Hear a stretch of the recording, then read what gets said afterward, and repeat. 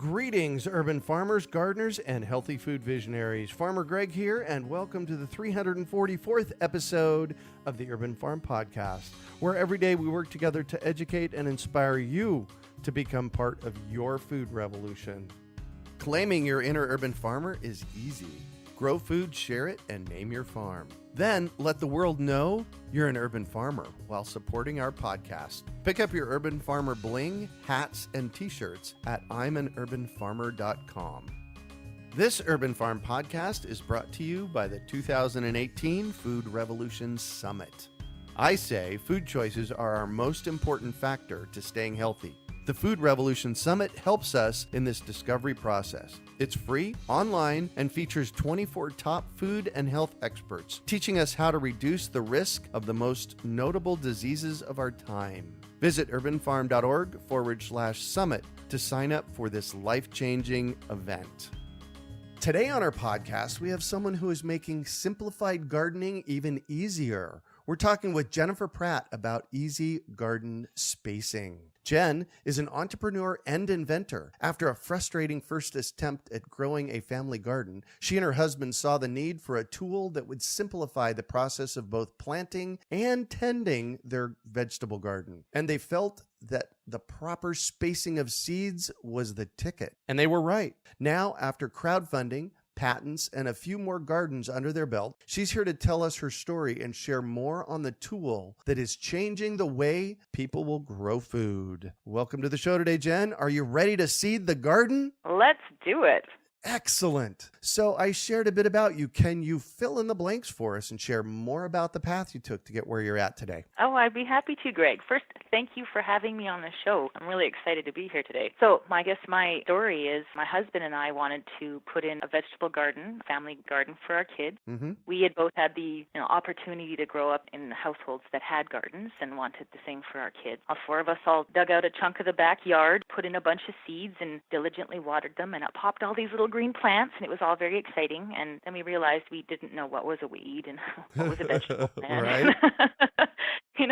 Yanked the obvious ones and watered them all. And in the end, we got a lot more weeds than we would have liked, and which, obviously kind of toned down on the harvest that we had hoped to get. It was really an amazing experience, but it wasn't quite what we had hoped for in terms of the harvest that we were aiming for. Uh-huh. Yeah, so the second year, we went into our local store and said, okay, well, we're new gardeners and we need the tool. We don't know what it is. It's going to make planting our garden easy, and it's just going to make the whole process nice and simple. We would like one. And they said, what tool? And they said, that sounds amazing, but it doesn't exist. Ah. Yes. So challenge accepted. Off we went.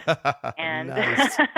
and we did some research on different gardening approaches and stumbled across square foot gardening. Mm-hmm. And fell in love with the spacing approach. So with square foot gardening, I'm sure a lot of the listeners already know, but to fill in for those that don't, you lay out sticks or strings in grid formations, square foot grid formations over your garden box, and then you poke your finger in the dirt X number of times per square foot, depending on the type of plant that you're wanting to put in. Right. And so we thought this was a great way to do it. However, we weren't in a situation where the sticks and the string grid setup was going to work for us. So we just decided, okay, well, we'll make our own template. So my husband, he went and made us some spacing templates based off the premise of the square foot gardening spacing. Right. And in went our garden, and it was nice and quick and easy, and up come all these little green plants. Having used the template, we found all our plants came in these perfectly straight rows, which, it looked really cool.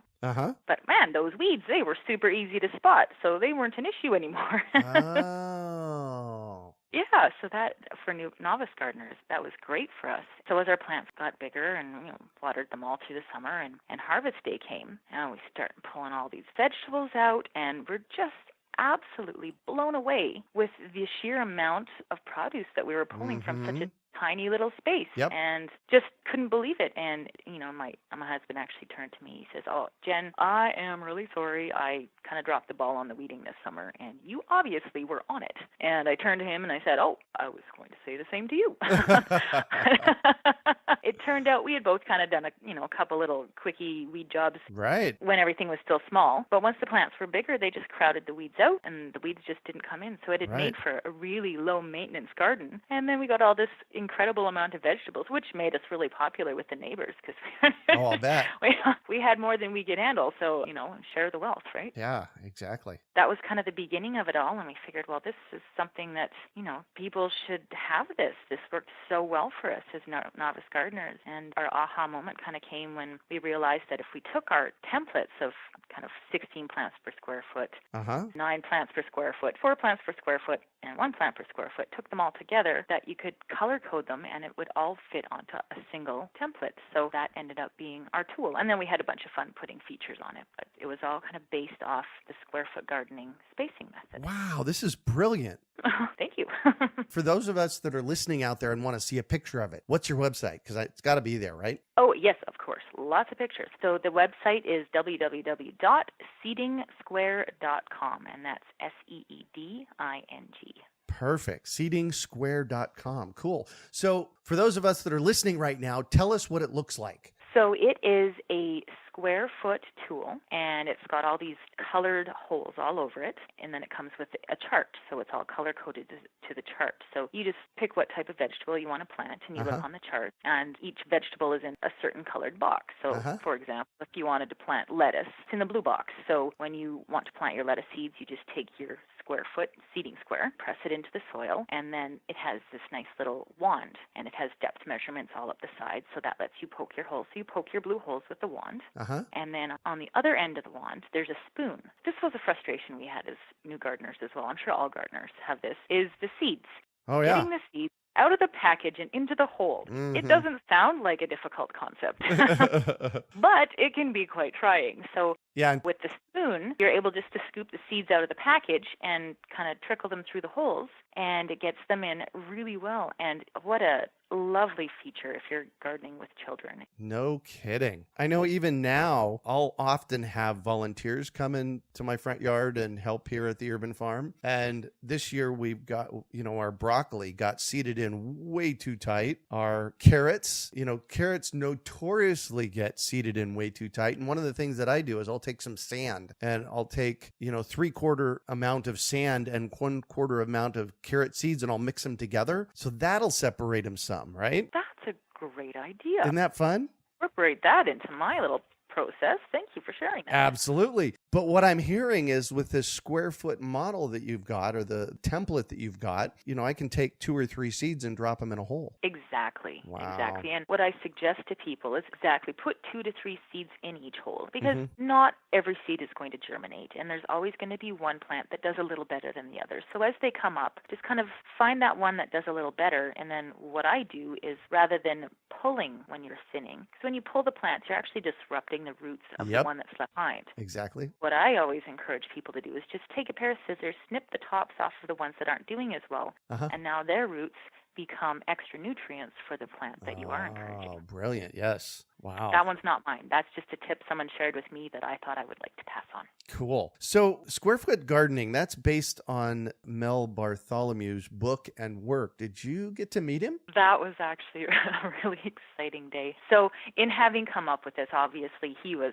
top on our list as someone that we wanted to talk to. Yeah. I had sent emails and left phone calls and, just figuring like he's like a rock star in my little world here. Of course. So, ironically, I was at the grocery store. I was buying produce. It was in the middle of winter, and my phone rings, and I pick it up, and his voice, "Hi, Jennifer, this is Mel Bartholomew calling," and it was just, I put down my cart right there, walked right out of the store, and wow. completely focused on this conversation. Yeah. And he loved it. He was just absolutely in love with the tool. We had actually discussed putting his face on my packaging, and it was unfortunate he actually passed away before anything could come to fruition. But it's nice to know, though, that he gave us his thumbs up. Yeah, exactly. Yeah, he passed away in 2016, I believe. He did, summer of 2016. Wow. Well, congratulations. Thank you very much. That was quite the day for us. So you've been getting these into schools. Tell me a little bit about that, because when you shared a little bit before we started recording, this is some stuff that will change the face of how we garden in schools. That is my hope, and that's definitely something I drive and work towards. I actually used to be a teacher, and when I was a new teacher, I had a little student, and it was science class, and we were discussing planting seeds and vegetables growing and such. And he was adamant that carrots came from the grocery store. They did not come from the dirt. Everybody knows that. Uh-huh. And it just kind of blew me away, and it just kind of something that stuck with me, which was, was kind of part of where we ended up putting in our family garden in the end was, there's kind of that disconnect there has happened. So I have, in my process of bringing Seeding Square to the world, I have really tried to get it into schools and get it into the hands of children. So to my knowledge, at this point, I am in at least 250 schools, and I have teachers buying these all the time. Wow. I would imagine I have them in a fair number more than that. And then actually it hasn't launched yet, but it's something that's in the works, wherein Seeding Square will be offered as a fundraising option, wherein parents can purchase a square. They get 10% off the price, 50% of the proceeds goes to the schools, and then for every 20 squares purchased, I then donate a square to the schools. Nice. Yes, so it encourages family gardening at home and then gardening in the schools, and it just reconnects families, children, everyone in that. Just, get out there and grow your food and learn how to do it, because it's a tool that makes it so easy and simple. Those parents that maybe are new to gardening, it's okay. You don't need to be a professional gardener. Basically, it's color-coded. So if you can read and you can tell your colors, you're good to go. You just need a few square feet of space for your soil, and you're in business. Well, and this is such a much better fundraiser than cookies or candy or gift wrap. Completely. And we're hoping this program that is, like I said, hopefully about to launch, will be offering this as a fundraising option to over 1,600 Canadian schools. So fingers and toes are crossed that this happens. Excellent, excellent. So one of the things that I'm not quite clear about is you have a whole system set up. So you've got the template, but then you also have instructions on how and when to plant. Thank you for clarifying that. Yeah, you bet. So the how and when, what I suggest to people is that you need to kind of look up your climate zone, because as we know, all different places have different timing of when they should be planting. So I encourage people to kind of look up what your climate zone is. Google is wonderful for that. I know there are garden books galore for that. Oh, yeah. My tool is used. So when it is time, it's planting day, whip out your trusting Seeding Square and your seeds go all in nice and easy. Perfect. And who's your target market here? I would say I am aiming for everyone, but new gardeners. I wanted to kind of break down the barriers to entry and just make it simple for new gardeners to just start doing it, because it is intimidating as a new gardener to, put in that first year. I have a lot of people that I've talked to along the way that their intent is to put in a garden, but they just haven't gotten around to it. Yep. And then they come across me and I say, oh, here's this nice little tool and this is what it does. And they buy the tool and they're putting in their garden right now. It really just enables people to just take that step. Like I said, I'm all about getting this into the hands of children. So obviously I love it when seasoned pros take it up, but I also understand too that everyone has their way of doing things. So as long as you're putting seeds in the soil and you're growing food, I cheer you on. Yeah, exactly. I am with you on that. Mm-hmm. So I can see how small seeds would work in something like this, like cabbage, broccoli, carrot seeds. What about larger seeds? Pumpkin, squash? That's a great question. And actually, we do have a lot of people ask about that. So the template, the Seeding Square, is a square foot, as I mentioned, and it has sidewalls on it that are about an inch high. So when you press your square into the soil and you poke your holes and you plant your seeds, when you lift it up, it leaves a square foot impression behind. So when you're working with larger plants like the zucchinis and pumpkins and your vine plants, what I suggest is stamping out, depending on your climate zone and how large your plants get, X number of square feet of space, and then you put your seedling in the center of that. So it does work for the large and the small plants too. And also with large and small gardens, a lot of people feel that because it's a square foot that it's only meant for little gardens. But if you have a larger garden and you want to do the rows, it works for those too. So all you do, that square foot impression left behind, it lets you line up each press. So your whole garden ends up in this nice grid formation. So if you want rows, you just stamp the same type of vegetable over and over.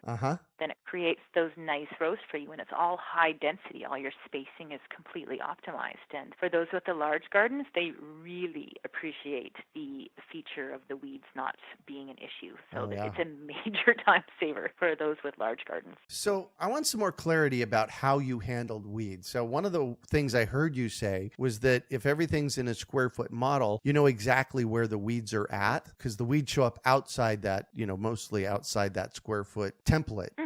How else do you handle them? Like you mentioned, so everything kind of comes up in that kind of formation. Uh-huh. If it's out of place, it sticks out like a sore thumb, and you don't have to analyze it. You just yank it out. And then if your plants get larger, they crowd those weeds out, and they just simply stop coming in. It's kind of a reverse situation of how it usually goes, because usually it's the weeds that come in and crowd out the vegetable plants. But if you space it properly, then the vegetable plants will actually crowd out the weeds. So we got at it two different directions. Oh, nice. I know that weeding, it is a frustration and a time user. Oh, yeah. So how long has this product been on the market? What's that process of being an entrepreneur and product development been like? It has been a process. It's been quite the journey. And oh my goodness, I have learned so much.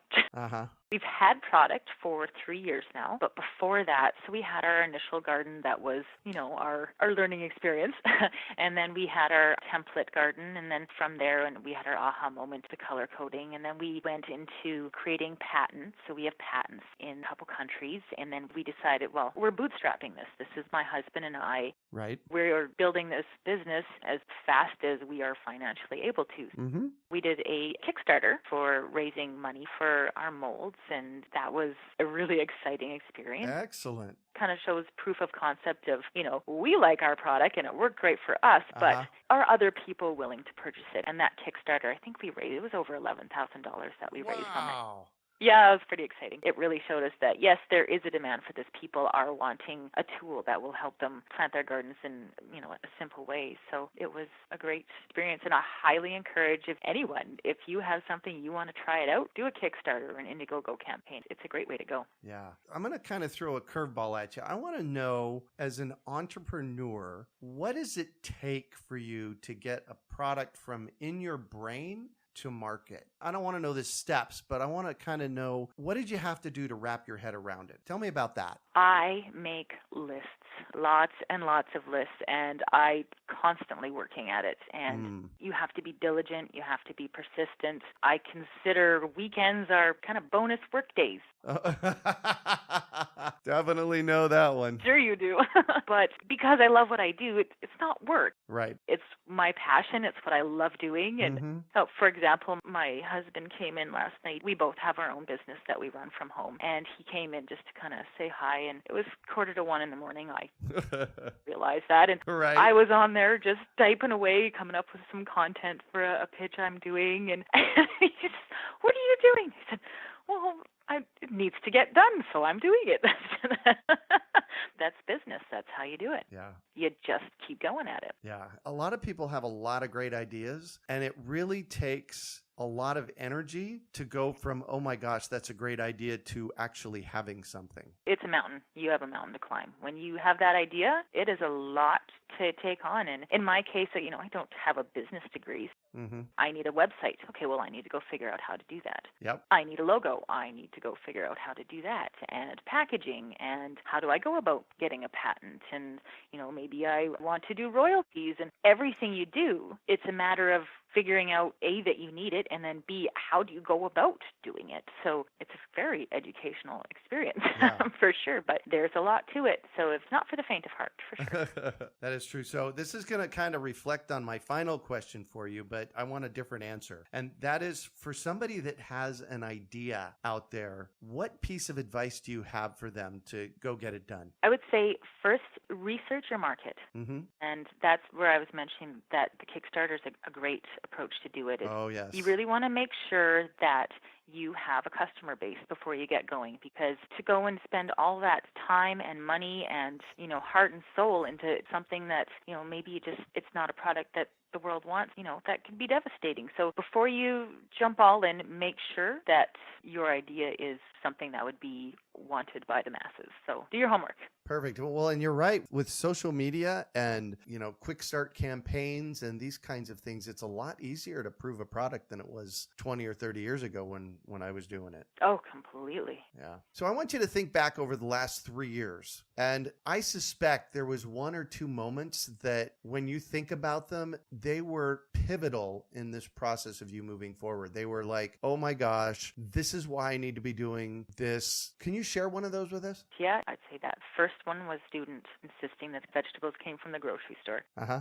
The next one was that first garden that didn't go as planned. And I look at that more as it wasn't a failure so much as an opportunity to learn. Mm-hmm. I really try and kind of look at life as you can win or you can learn, but losing isn't an option.